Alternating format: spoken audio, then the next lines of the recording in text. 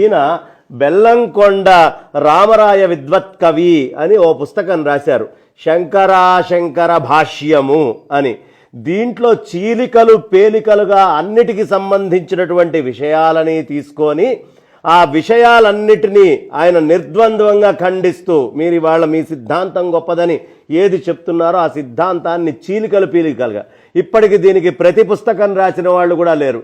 దీనికి ప్రతి పుస్తకం రాసిచ్చినా చాలు, లేదు అద్వైత వేదాంత సిద్ధాంతము మీరు కాదు అని మాట్లాడగలిగేటటువంటి శాస్త్ర చర్చ రామానుజాచార్యుల వారి యొక్క బ్రహ్మసూత్ర భాష్యాన్ని, శంకరాచార్యుల వారి యొక్క బ్రహ్మసూత్ర భాష్యాన్ని అక్కడ పెట్టి వాదన చేస్తా అన్న సిద్ధమే. దీంట్లో వెనకడుగు వేసేటటువంటి మాటే లేదు.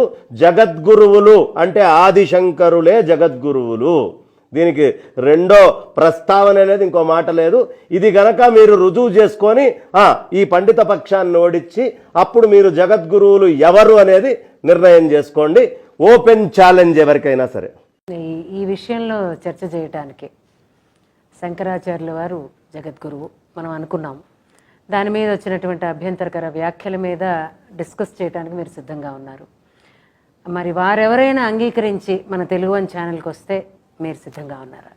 ఖచ్చితంగా అమ్మ, నిస్సంకోచం. నేను కాదు, అద్వైత పీఠ పండితులందరూ సిద్ధంగా ఉన్నారు. ఓకే, అది శృంగేరి పీఠం కావచ్చు, అది పూరీ శంకరాచార్య పీఠం కావచ్చు, ద్వారక కావచ్చు, బదరి పీఠం కావచ్చు, లేదు అద్వైత సంప్రదాయాన్ని అనుసరించేటటువంటి కంచి పీఠం కావచ్చు, మిగతా ఏ పీఠ పండితులైనా శంకరాచార్యుల వారి విషయంలో మీరు గనక మాట్లాడే సాహసం చేసి ఉంటే ఖచ్చితంగా వచ్చి మీరు రుజువు చేసుకోవాల్సిన బాధ్యత ఉంది. నేను దానికి సంసిద్ధంగా ఉన్నాను.